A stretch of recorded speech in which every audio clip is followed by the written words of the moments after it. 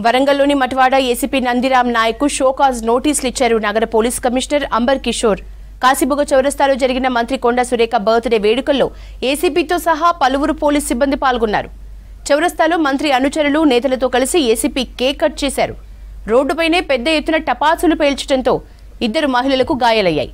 మంత్రి బర్త్డే వేడుకల్లో ఏసీపీ పోలీసులు పాల్గొనడంపై సిబి సీరియస్ అయ్యారు. రూల్స్ పాటించని పోలీసుపై Warangal central DCP Salima enquiry చేస్తున్నట్లు సమాచారం.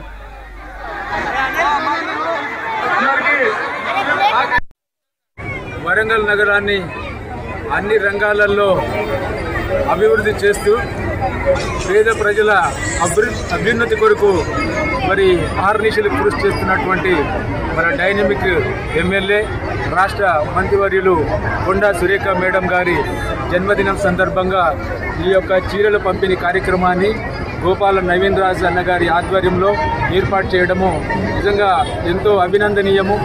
మనం చూస్తున్నాము కొండా దంపతుల యొక్క ఇమేజ్ ఏంటి అనేటువంటిది ఈ సమావేశము ఈ పంపిణీ చూస్తూ ఉంటే మనకు అర్థమవుతూ ఉన్నది.